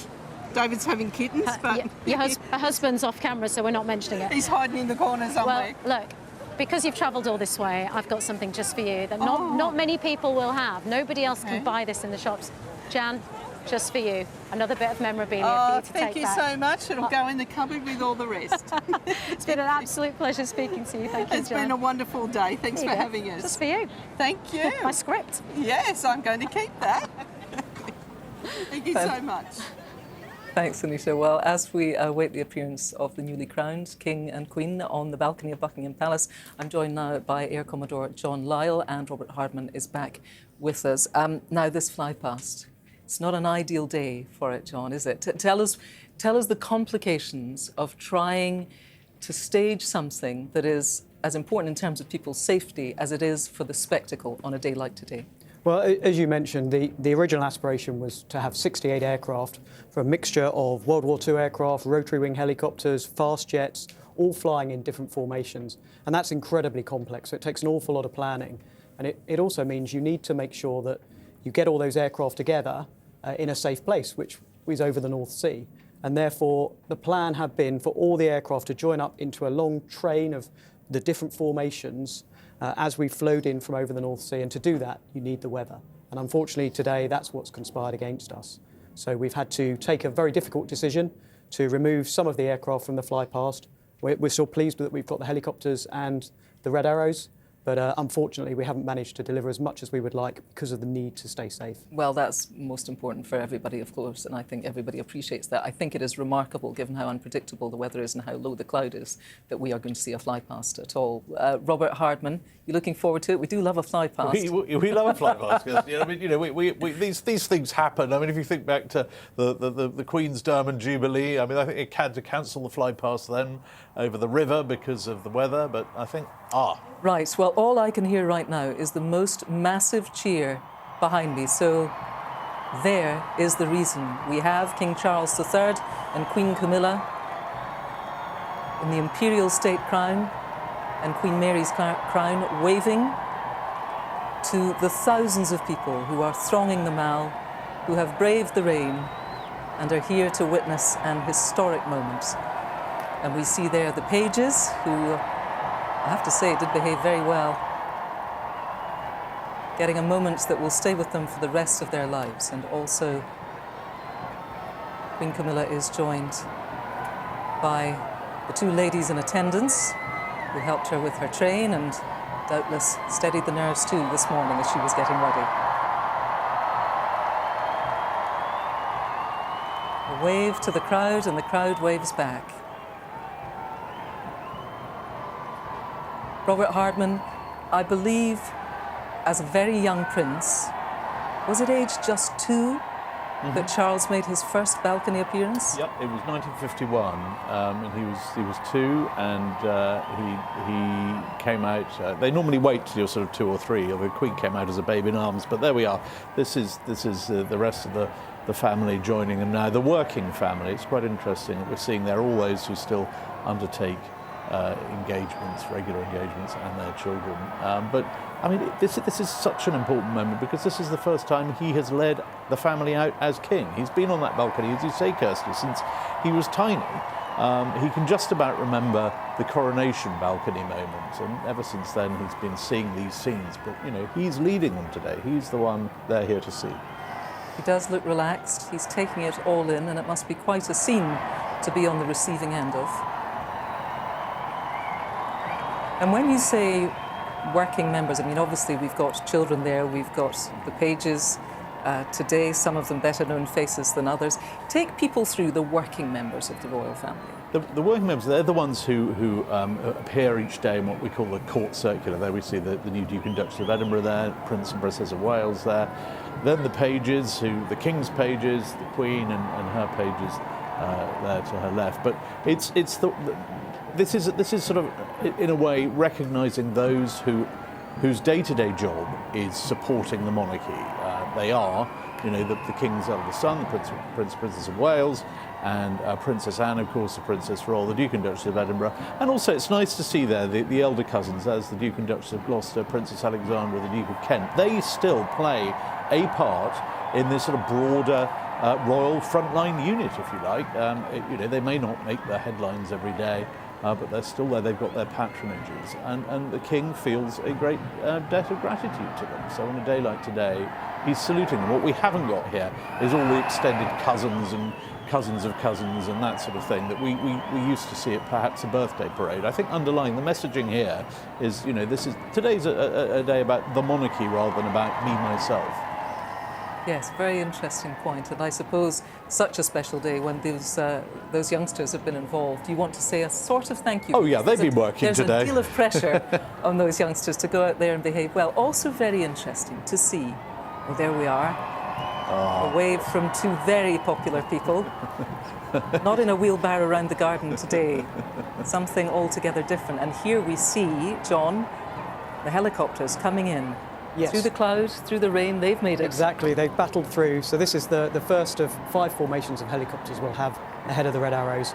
And what you're seeing is a formation, the first ones were a formation of 3 Juno helicopters, sort of training helicopters from number 1 Flying Training School. And interestingly, on the second of those helicopters is Squadron Leader Rich Allinson, who was actually one of Prince William's flying instructors when he was going through his helicopter training. So there's a nice royal connection there. And also interesting that the helicopters can fly lower, so that's one of the reasons it's safe for them. They can, and they have slightly different rules when it comes to cloud base and how close to the weather they can get because of their slower speed. Right, and even though it's very rainy then, it's not too dangerous for them today? It's within the safety limits. It's right on the edge, which is why unfortunately we couldn't get the other aircraft, but absolutely within limits for the helicopters and for the Red Arrows. And so they're coming right overhead. Hear them now. Right over the palace. Everybody looks up. And so at the King top himself, of the screen. Sorry, go ahead. So I was the top of the screen there was the Army formation, so a Wildcat and 2 of the AH-64s. So they're coming over now. So we've got formations initially from the Navy, then the Army, then the Royal Marines, and then finally the Royal Air Force. And the King and the Prince of Wales both looking up there and understanding both as helicopter pilots. That's interesting. It is. They know what it takes. Well, we've got the first monarch who can fly a helicopter. He was in his naval days. Correct me if I'm wrong, but he was actually a very good Wessex helicopter pilot. Yes. He was top of his class, so he knows what's going through their minds. And of course, the Prince of Wales has flown many helicopters, so there's a lot of expertise up there. If they're flying the wrong way, I'm sure they won't just hear about it from their immediate bosses. Now you see, everybody else is tilting their heads up, apart from the King and Queen. But of course, they've got something to be mindful of. So it's just eyes up for them. An occupational hazard of the head that wears the crown is you can't look down, as the Queen used to say. You've got to read your speech looking straight ahead. So they're making a fair sound. We can see the windows of the palace there even having a little shudder as those helicopters went past. And one of the things that I certainly wondered today is, how would the crowds be? Would it be a huge crowd? And we have a very definite answer, Robert Hardman, in that. Yeah, we do. I mean, the crowds aren't as big as they possibly could be because of the new sort of the system they have for sealing off the processional area. You haven't got as many people in the immediate area, but here's the big moment. Yes, here's the big moment. Here's the main event. Absolutely. So the Red Arrows, because they are a professional display team, they can work to greater weather limits than the other aircraft who have unfortunately been unable to join us. So we do get a chance to see the iconic Red Arrows in their red, white and blue as they come down the Mall, which just looks fantastic. What a scene.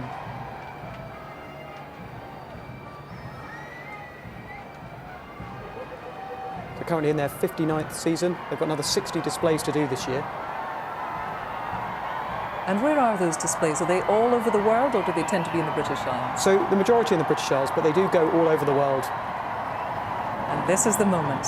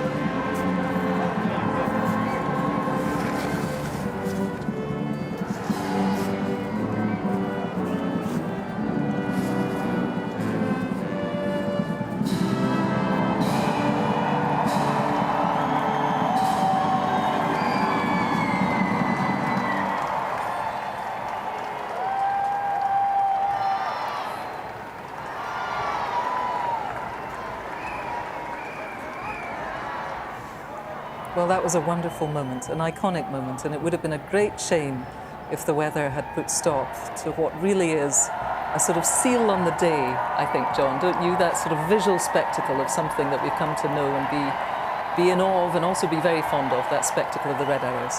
Absolutely. The armed forces giving a round of applause.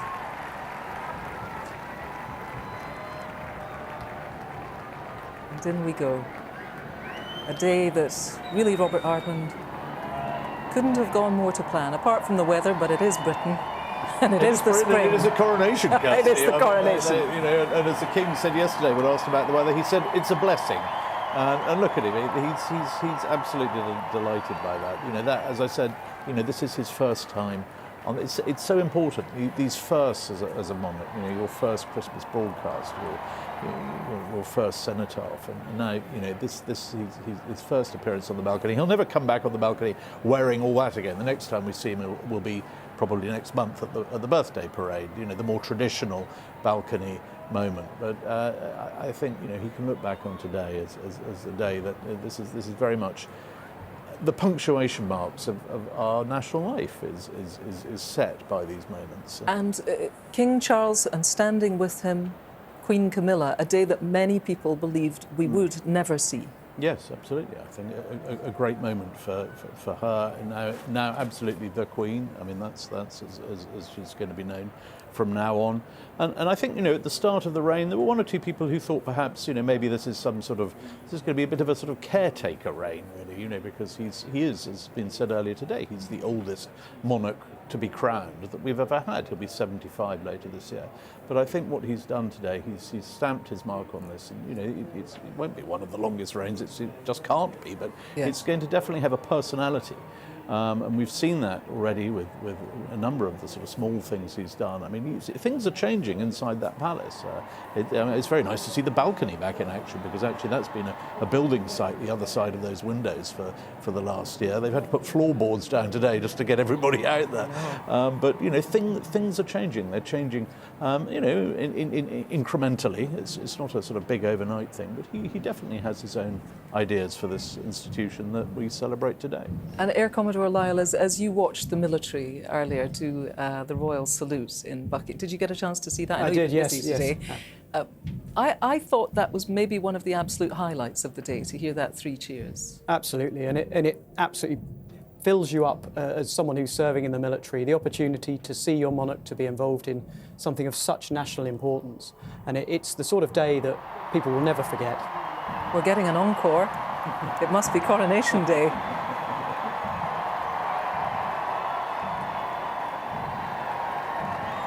And I would say, Robert Hardman, the King looks, I suppose entirely understandably, very relaxed. That is a huge responsibility, to have a successful coronation, not only that people come out onto the streets for, but actually that just simply goes well in terms of the logistics, because the amount of input, the amount of planning, and the amount of pressure is enormous. It is enormous. I mean, I likened it earlier to a wedding day. It's the day the monarch, if you like, is sort of married to the people. There's all that stress. Now it's sort of downtime. One of the most charming scenes from the Queen's coronation were those pictures afterwards of what goes on in the palace. And now they're going to get back inside for photographs. I'd love to see those photographs. It was actually back in 1953, one of the maids of honour had to stop the King there, age 4, grabbing that crown off a table and running off with it. So I wonder if Prince Louis is going to reprise that role now. He's got that look about him, hasn't he? Let's be honest. He's definitely up to something. But that's nice. So there's the Queen just patting him, saying that well done. And as you say, watch those robes there. They were about to walk through a building site. And that sight in those ermine robes with the crowns on, we're not going to see that again. No, that's Coronation Day. That's the only day that happens, and it's why this is so unique. I mean, as David was saying earlier, you know, you really have to be in your 80s or 90s to have seen this sort of thing with your own eyes before. And let's talk a little bit then about continuity, because surely that might be one of the reasons that people have trudged out on not the best day to stand in the rain and to be part of it all and to put on their Union Jack bowler hats and have a few beers. You know, it is about tradition, a lot of it. It's about tradition, it's continuity. I thought one of the most striking things was a new addition to this very, very ancient service right at the start. It began, not with a prelate, not with the Archbishop of Canterbury. It began with a 14-year-old boy effectively saying to the king, that chorister, Andrew Strachan, effectively saying, "Why are you here? What are you doing here?" And he said, "I'm here to serve." I think that was such an important preface, if you like, to the whole thing. Throughout this immense grandeur and tradition, we've just seen this sort of note of kind of humility all day, just remind constitutionally, religiously, just sort of explaining where this king belongs in the sort of national landscape, if you like. Yes, he's the head of state. Yes, he's the king, but he's there to serve us too. Anita Rani is on the Mall. She's having a chat. Let's go back and find out who she's talking to. Anita. Yes, Kirsty, I am on the Mall. I think I have had the best seat in the house all day on the iconic Red Road that has seen numerous processions, ceremonies, weddings, funerals, and now, after 70 years, a coronation. And it's been about the people down here. And, well, we could just ask the people, have you had a good time? So many Union Jacks, we've seen all the hats, we've seen all the outfits, and people have travelled from all over the world to be here.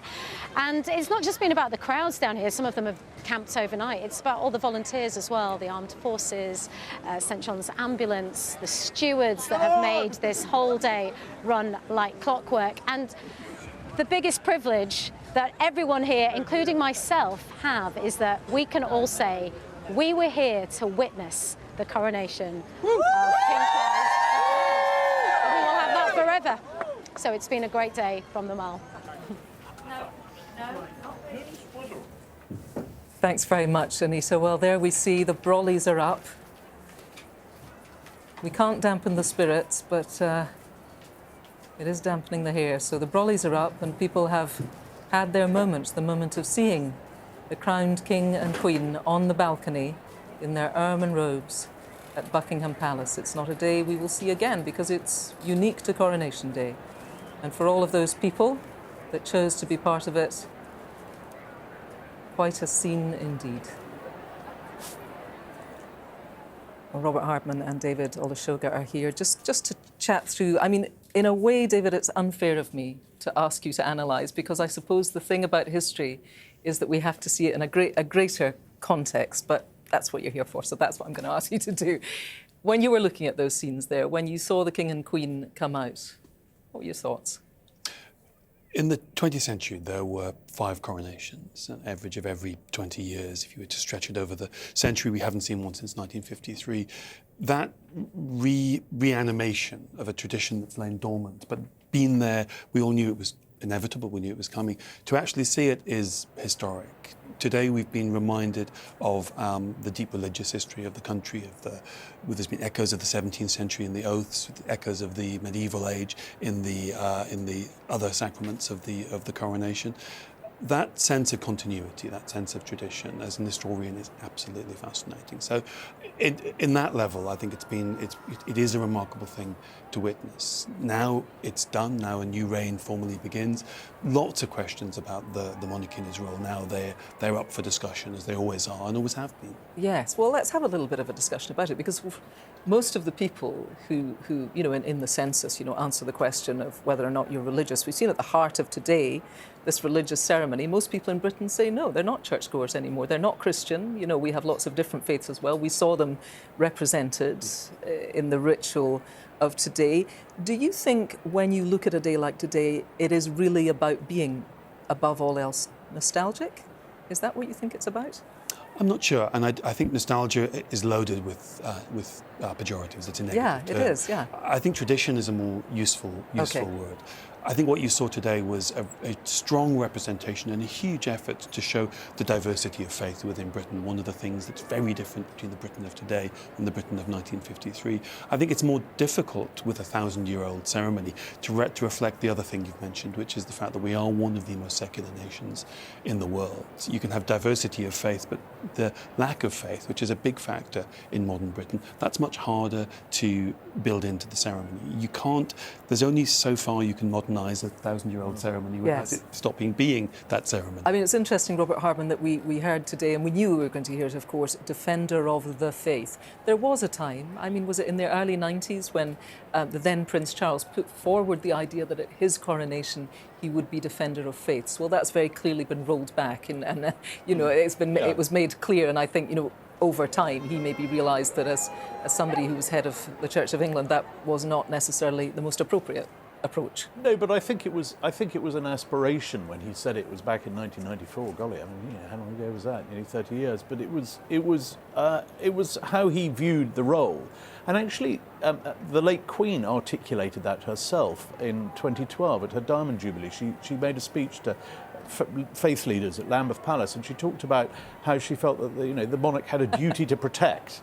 And the same applies now. It's I think that oath, that sort of extra pre-oath oath, if you like, that we heard in the Abbey today, where the Archbishop says, your role is to help people to worship freely, and the King said, I will. So it was sort of there. It wasn't explicit, but it's very much understood that that's part of the role of a 21st century monarch. Is we may live in a more secular society, but he is there to protect the rights of everybody of any faith and none to think as they wish and worship as they wish. And David, do you think, in terms of a modern monarchy, and of course the House of Windsor has managed to survive because it's very good at changing incrementally, slowly, taking the mood, seeing what's acceptable, seeing what's not. Our new king, do you think he gets it? Do you think he has a sense of how to propel the monarchy forward and change things? Well, I think when we analyse things he said when he was the Prince of Wales, we have to remember he knew he was the Prince of Wales, and things he felt able to say then he wouldn't say now as king. And he's quite been clear about the fact that he understands the limits of the role and that he was in a different role previously. To an extent, you can't modernise a monarchy because it is a monarchy, and that hereditary principle is one that many people will never be comfortable with. But the majority of our fellow citizens in 2023 are comfortable with this being the way that we choose a head of state. They revel in the ceremonies and the tradition. The people here, this is a huge event in their lives, something that they care deeply about. The challenge, I think, is to reach out to the people who aren't just obsessed with history and tradition like myself, who aren't here because they love the monarchy. A lot of people just feel sort of neutral about the monarchy. Not that they're opposed to it or they're desperate for it to become a republic. They just don't feel very much. And that's potentially an opportunity for the new king to find a way of being a monarch and being a monarchy that reaches out to them. Robert, what are your thoughts on that? No, I think David's absolutely right. I mean, I think the greatest threat to a modern monarchy, it's not going to be the mob storming the palace. It's relevance, or rather irrelevance. Yes, indifference from people. Indifference and then irrelevance. It's that moment people wake up one morning and say, "Well, why are you still here?" You've got to keep not exactly reinventing. You've just got to keep at it. And it's not a brand of toothpaste. You can't just relaunch it with a new slogan. When you have a new reign, you have to keep doing what you've always done. But what the monarchy does do is it's out there every day. We don't always read about it, but it's on. They're on their away days. They're going around the world. I was in Germany with the king the other day, and you saw how he went down there. I mean, it wasn't huge news here, but it was when he addressed the German Parliament in German. That made an impact. It goes back to this point that I think it does help this country sort of punch slightly above its weight. It's what we are, as David says, most people are entirely happy with this constitutional arrangement. It may not make sense, but it's the one that we have, and we're very proud of it. But it's got to earn its keep, and I'm quite sure that he knows that. The complacency is something we're not going to see. It was so interesting, just the day after his mother died, day after the Queen's death, when everyone was slightly sort of lost, he was right on it, addressing the nation. We didn't hear from Elizabeth II. She didn't address the people for 10 months after she became Queen, until the Christmas broadcast. He was doing it right away. He was immediately off round touring the country, going to the home nations. He is, I've said it before, but he's a king in a hurry. But he's definitely, this is not a caretaker reign. This is a man on a mission. Well, his wife has said of him, the thing about him is he wants to save the world. You know, he is somebody who is propelled by that need to make change. I mean, on the one hand, you could say, well, that's admirable. On the other hand, you can say he's given himself quite a job there. Well, the world certainly needs saving. There's no question about that. I'd like to think that he'll find ways of modernising the role. I'd like to think he'd find ways of reaching out to people who have that indifference. As Robert said, indifference is the ultimate kryptonite for a monarchy.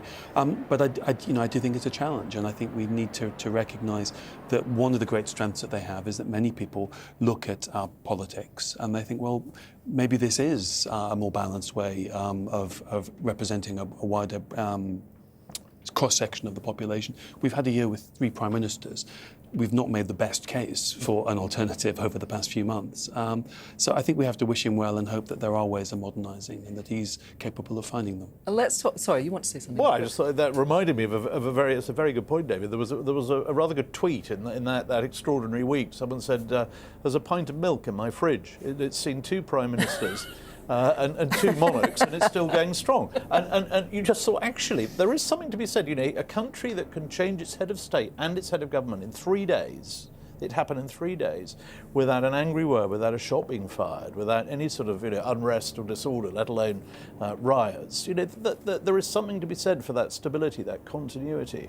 And you do. I've sort of noticed it over the years. Travelling around the world with the royal family, they do represent a sort of continuity, particularly in countries that have had a lot of turmoil, and they look at what that over there represents, and they're rather, they're quite envious actually. But the case that is put also is that, yes, and one might decry the current state of politics either here or anywhere else in the world, given the state that many places are in, is that in having a monarchy, it is something that floats above it, and therefore people can automatically not necessarily respect one monarch or another, but respect the fact that we have it there, that it feels solid and it doesn't feel that it's grubbing around in the gutter for our vote. And when the politicians are having a punch-up, or there's great turmoil over the road, or there's an interregnum electorally, we're in a hung parliament situation, whatever it might be, at least the people know that, things are, that all those arms of the state, they don't owe their allegiance to whoever's in number 10. They owe their allegiance to a different entity that's not going anywhere. And that is, it's not something we think about every day, but it's there. And I think it's part of that sense of continuity and stability that we may take for granted. We may only register it subconsciously, but at least we feel that, everything's going to work okay. David Olusoga, one of the most interesting legacies of the King's time as Prince of Wales is the Prince's Trust. Of course, it is still ongoing. And I touched on this a little bit with David Lammy earlier today, which is 1 million people so far it's helped. And it was set up, I believe I'm right in saying this, Robert, when the Prince was in his late 20s, mid to late 20s. Yeah, he used the contents of his Royal Navy pension to get it going in the mid-70s. And it is set up to help not just people who want to help start their own businesses, who might not be thought of as a good bet for a loan, people who want to get back into education, who want to re-engage with their skills. It's very interesting that he chose something, as somebody who you would consider to be the very sort of epitome, personification of the establishment, to reach out to people who are disenfranchised, to those who feel on the outside. What do you make of that? I think it shows an astuteness that hopefully we're going to see a lot more of. But I think it's also not historically aberrant. Monarchs have often realised that one of their ways of legitimising their role of centering themselves in our conversation is to be aware of inequality. In a hereditary system, being aware of the disadvantage that many people are born into, I think is a natural response. Queen Victoria raised a huge amount of money for charity during the Irish famine. Other monarchs have been aware of the cost of coronations and have wanted them to be toned down. This idea that being aware of these social issues, it's not a new phenomenon. It's not something new to our current king. How interesting. And yes, a coronation in the middle of a cost of living crisis, which day to day for a lot of British people is a very, very real thing.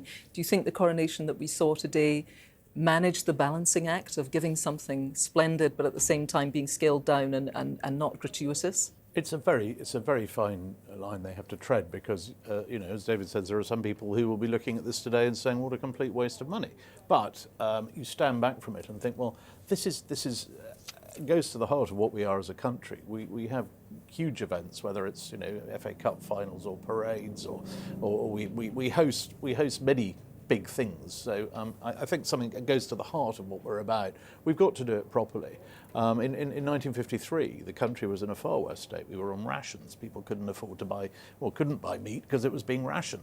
And at the time, there was a debate, you know, should we really be having this big event at a time of post-war austerity? And actually, most people said, yeah, we should, because, you know, this matters. We need to do it properly. There's nothing worse than a pared down, scaled down sort of coronation on the cheap. As Churchill said, you can't have a coronation with bailiffs in the house. He wanted to do it properly, and I feel today we have struck the right balance. It could have been much bigger. We could have filled the Abbey with 8,000 seats instead of the 2,000 we had. We could have had all sorts of bells and whistles, but I think they've called it right. Thank you to you both for all your insight, for your knowledge, for your historical references. I've learned a lot, and it's been wonderful to share the day with you, such an important day. Thank you to you both. Thank you. Well, there we are. I've never seen anything quite like it, and I imagine neither have you. What a day. History unfolding in front of our very eyes. The man born in that palace just behind me more than 7 decades ago, today finally meeting his destiny and stepping out onto its balcony, crowned king. He greeted the crowds we saw there with a warm smile, cementing his relationship as their sovereign, and by his side to support him, his queen and heirs. And that roar of approval from the crowd on the Mall seemed to tell us something about the joy that this Coronation Day has brought to so many. They'll doubtless tell their families in decades to come, I was there. The arcane ceremony in the Abbey, that exquisite music, the priceless jewels and magnificent carriages were dazzling. A reminder, maybe, that however much the world changes, tradition and ritual and ceremony still play an essential part in bringing us together in a spirit of celebration and community. The king pledged his sacred oath and wore an ancient crown, but all in the presence of a very modern congregation, environmental campaigners, charity volunteers, war veterans, and even a few spangly superstars in its midst. All witness to the beginning of a new era for Britain and the Commonwealth. And as that sea of happy faces and fluttering Union flags took over the centre of London, many millions around the country and the world will have doubtless tuned in to see the spectacle, including that remarkable parade, where our military did what it does so well, gilding the occasion with unrivaled pomp and pageantry. Today, so much of the United Kingdom in all its splendid variety has seemed unified in celebration on a day that's been, well, fit for a king. Thank you so much for joining us, and for now, bye-bye.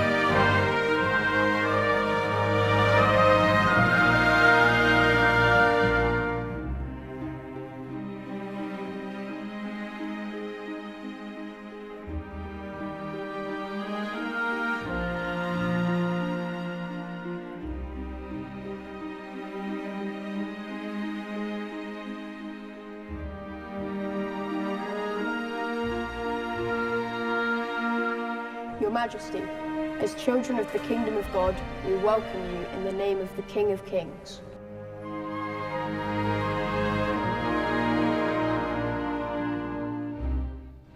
This is the royal law. These are the lively oracles of God. Will you, to your power, cause law and justice in mercy to be executed in all your judgment? I will.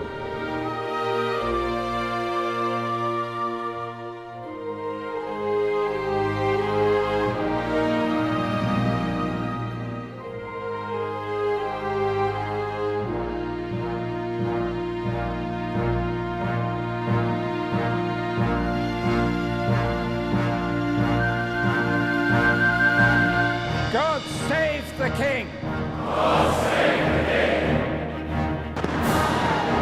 I, William, Prince of Wales, pledge my loyalty to you